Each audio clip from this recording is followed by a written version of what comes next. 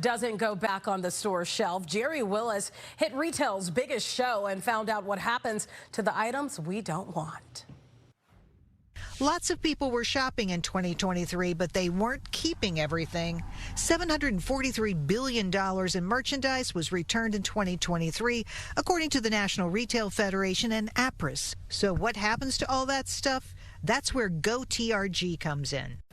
So we deal with about 40 million returns a year, which is a huge number. Individual items, everything from computers to phone cases to clothing to furniture. So everything in between. $150 billion goes into handling returns from a supply chain perspective, everything from transportation to touch. You're also sort of saving the planet because a lot of this stuff normally would go into landfills. How much do you think you're keeping away from those landfills? So it's a tremendous amount. It's 50 million tons of product. What happens when a customer returns an item?